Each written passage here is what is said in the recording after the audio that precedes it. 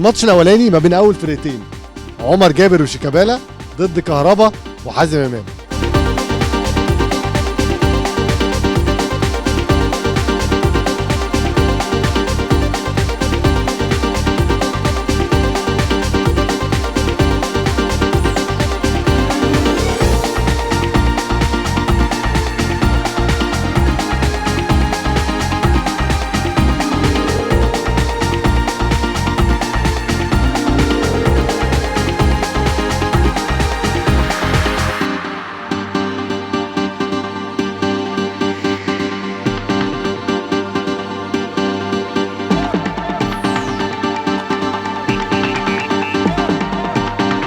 كمل السكور يا حكمنا الدولي.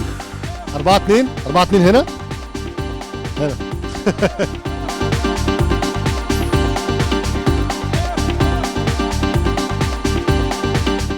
في تكتيك تاني اتعمل الناحية التانية عشان يحاولوا يعوضوا النتيجة. كهربا هو اللي بيلعب ورا، ساقط ورا، وحازم امام هو اللي بيلعب على الشبكة.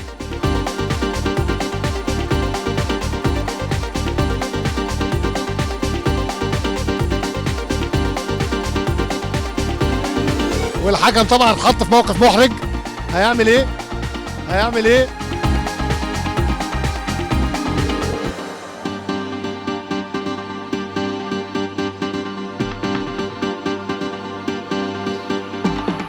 شيكا انت اللي بتلعب كل السيرفات. انا القائد. انت يا نهار ابيض يا جماعه، كلام كبير. لو جابوا النقطه دي هياخدوا 20 نقطه. وتنتهي المباراة.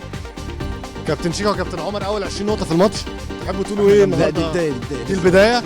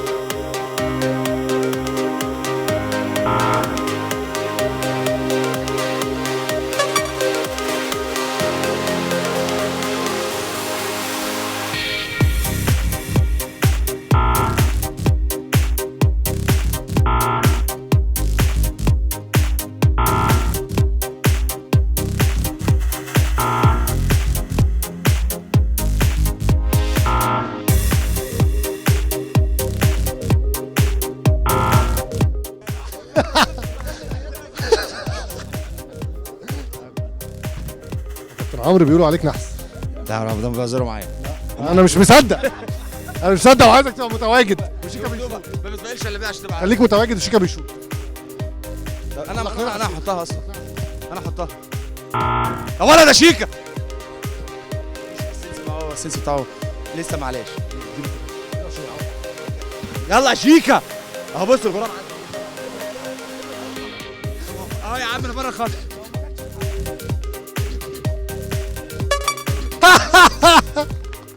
اول ما بعد دور هناك. شيكا يجيبها في العارضة وفي القايم يكسب.